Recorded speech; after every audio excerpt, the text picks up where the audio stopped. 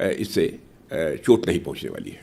जी, CAA पहली बार आप जब होम मिनिस्टर थे तब आया था, पारित भी हो गया था, उसके बाद फिर वापस जो है दोबारा आप लोग लाए, और इस बार जब CAA की बात कर रहे हैं, जब रूल्स नोटिफाई हुए हैं, तो पहली बार बहुत इसका देश वेश में काफ़ी खिलाफ लोग इसके प्रदर्शन भी हुए थे। इस बार इतना कुछ हुआ नहीं, तो क्या आपको लगता है लोगों की अब ये समझ में आ रहा है ये, और ये इसको आप लोग अब आगे बढ़ा पाएंगे?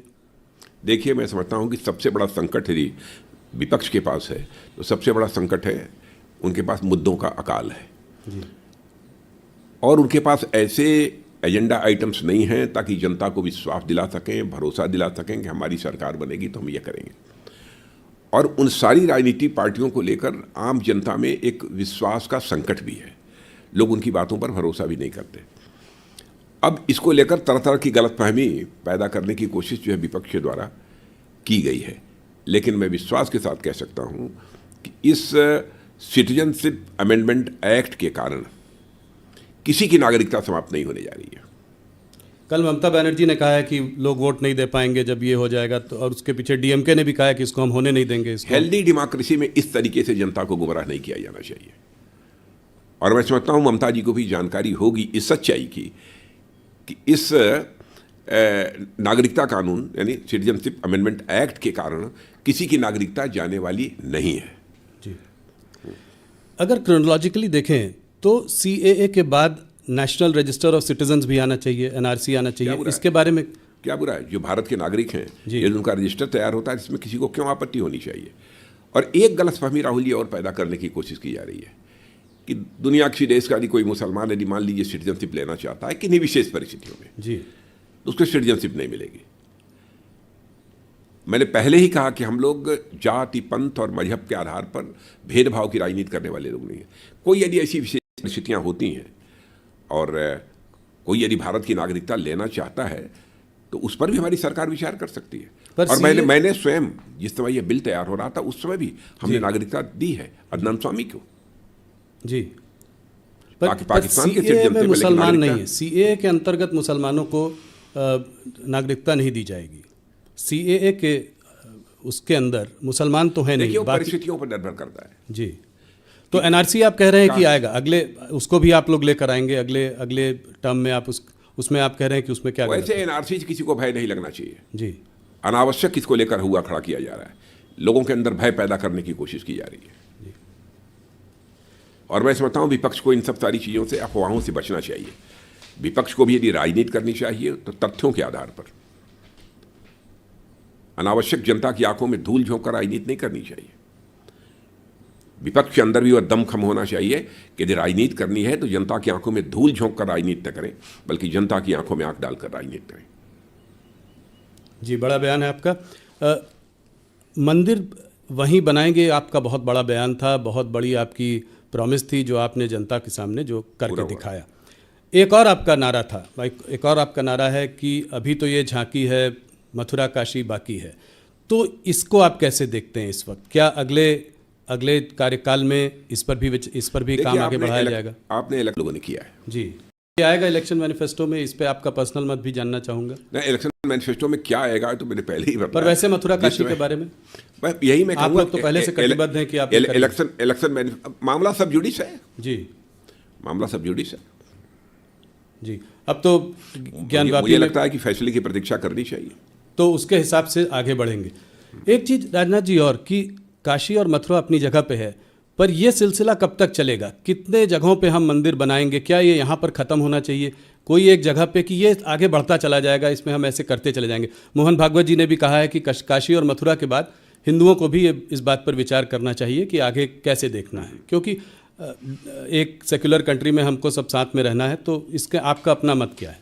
नहीं, भारत पंथ निरपेक्ष देश है, इसमें कहीं कोई संदेह नहीं है, इस पर किसी को कोई आपत्ति नहीं होनी चाहिए। लेकिन मैं काशी मथुरा के बारे में इसलिए मैं कुछ नहीं बोलना चाहूँगा क्योंकि मामला इस समय सब जुडिस है, अदालत में विचाराधीन है। मैं समझता हूँ अदालत के फैसले की हमको प्रतीक्षा करनी चाहिए, जो अदालत का फैसला होगा वह करेंगे। जैसा राम मंदिर के कोई संकोच नहीं है, अदालत का फैसला होगा करेंगे जी। और आप भी हमारी बात से सहमत होंगे, कम से कम अदालत के फैसले को चाहे कोई भी सरकार हो उसे स्वीकार तो करना चाहिए। बिल्कुल। हाँ, करेंगे जी, चुनाव गर्म है, थोड़ा चुनाव पे बात करते हैं। 370 बहुत ही बोल्ड टारगेट, 303 से 370 करीब 20-25% की का बढ़ोतरी, इसको आप कैसे देखते, कहाँ से सीटें आएंगी ये? मैं पूरी तरह से कॉन्फिडेंट हूँ कि 370 का भारतीय जनता पार्टी की सीटों के संबंध में कह रहा हूँ, जो 370 सीटों पर भारतीय जनता पार्टी को विजय प्राप्त होगी, इसके संबंध में कहीं पर कोई शंका नहीं है। हम पूरी तरह से आश्वस्त हैं और एनडीए को 400 पार। नहीं, ये तो बहुत बड़ा नंबर है। क्या और ये ये सिर्फ इस आधार पर कह रहे हैं जी कि जनता का जिस तरीके से विश्वास हम लोगों को प्राप्त हो रहा है, भारतीय जनता पार्टी एनडीए और हमारे प्रधानमंत्री मोदी जी को जी जिस तरीके से प्राप्त हुआ है, उस आधार पर हम लोग पूरी तरह से आश्वस्त हैं कि भारतीय जनता पार्टी को 370 सीटों पर विजय मिलेगी और एनडीए को का नंबर 400 से पार जाएगा। ये सिर्फ राम मंदिर की वजह से नहीं है, बल्कि ये सिर्फ राम मंदिर की हवा की वजह से नहीं है। इस 370 और भी चीज़ें हैं जिसकी वजह से बहुत सारे, ये तो सबसे बड़ी चीज़ जो मैंने कहा ना कि हम लोगों की पार्टी के बारे में एक विश्वसनीयता, हमारी गवर्नमेंट के बारे में क्रेडिबिलिटी, हाँ credibility, Modi ji lead government की क्रेडिबिलिटी जी, इसके कारण जनता के अंदर एक बहुत ही अधिक विश्वास पैदा हुआ है। इस कारण लोगों का समर्थन हमको प्राप्त हो रहा है। ऑपोजिशन लीडर राहुल गांधी कहते हैं कि आप लोग मैच फिक्सिंग करते हैं। मोदी सरकार अगर ईडी, सीबीआई और ईवीएम नहीं हो तो चुनाव नहीं जीत सकती, इसको आप कैसे देखते हैं? मैं ये कहता हूँ कि ईडी सीबीआई के कारण हमारे ऊपर आरोप लगाया जा रहा है। क्या करप्शन को रूट आउट करने के लिए किसी गवर्नमेंट को अपनी तरफ से प्रयास नहीं करना चाहिए? दूसरी चीज, कोर्ट में वह जाते हैं, अदालत में जाते हैं और कहते हैं कि हमारे साथ नाइंसाफी हुई है, हमारे साथ गलत हो रहा है, लेकिन कोर्ट के द्वारा उनको रिलीफ नहीं मिल रही है। आप स्वयं फैसला करिए कि कौन गलत है, कौन सही है। राजा जी, मैं इसी सवाल को आगे लेकर जाता हूँ।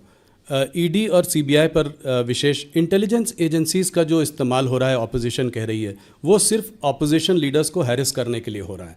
वो कहते हैं कि ज़्यादातर इसमें ऑपोजिशन लीडर्स को ही हैरेस किया जाता है, यहाँ तक कि 2 मुख्यमंत्रियों को भी आपने जेल के सलाखों के पीछे भेज दिया है। अपोजिशन का यह आरोप पूरी तरह से तथ्यों से परे है, पूरी तरह से निराधार है।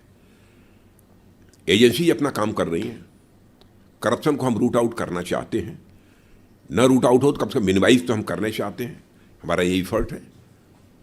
और उसके लिए एजेंसी यदि अपना काम कर रही हैं और लगता है विपक्ष को एजेंसी गलत काम कर रही हैं, गलत तरीके से लोगों को फंसाया जा रहा है, तो उसको लेकर वह कोर्ट भी जा रहे हैं। तो कोर्ट से उनको जो रिलीफ मिलनी चाहिए वह क्यों नहीं रिलीफ मिल रही है? क्या आप ये कह देंगे कि कोर्ट के ऊपर हम लोगों ने अपना प्रभाव जमा रखा है? इस तरीके से बेबुनियाद निराधार आरोप लगाने की कोशिश नहीं करनी चाहिए। अपने गिरेबान में झांक कर विपक्ष देखे क्यों ऐसा हो रहा है। लोग कह रहे हैं कि वैसे तो अपोजिशन साथ में एकजुट होकर सामने नहीं आ पा रहा था, इस मुद्दे को लेकर सब आपस में साथ में आ गए। अभी एक बड़ी भारी रैली भी की।